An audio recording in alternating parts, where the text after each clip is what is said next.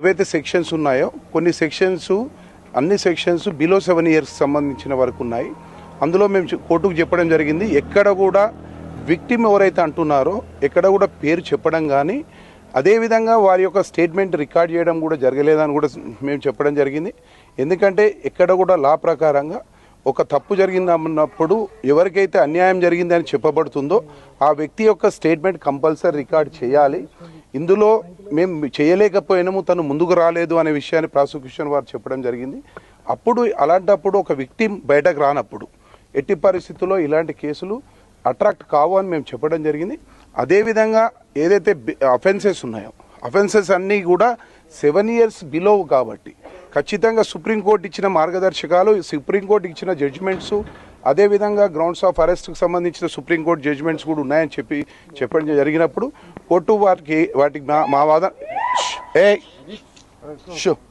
Court మా వాదనలు ఏకీభవించి వారికి బెయిల్ గ్రాంట్ చేయడం జరిగింది. 20,000 2 షూరిటీలు పెట్టమని చెప్పడం జరిగింది. రేపు కోర్టు హాలిడే ఉంది కాబట్టి ఎల్లుండి వరకు టైం అండర్టేకింగ్ ఇచ్చాము. అదేవిధంగా వారి యొక్క 2 పాస్పోర్ట్ సరెండర్ చేయమని చెప్పడం జరిగింది. ఆల్రెడీ ఒకరి పాస్పోర్ట్ పోలీస్ వాళ్ళు సీజ్ చేశారు. మిగతా ఎవరైతే సుధీర్ది ఉందో రేపు ఖచ్చితంగా ప్రొడ్యూస్ చేస్తామని అండర్టేకింగ్ ఇవ్వడం జరిగింది. అదేవిధంగా వారి యొక్క పర్సనల్ బాండ్స్ అవన్నీ రేపు ఇస్తాం.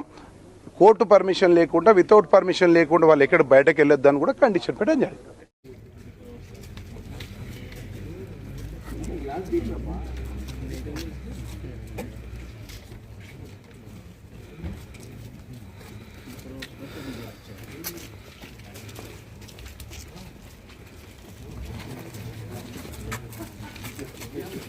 ఒక్కటి మాత్రం చెప్పదలుచుకున్నాం తెలంగాణ ప్రభుత్వానికి, ప్రధానంగా సీఎం రేవంత్ రెడ్డి గారికి.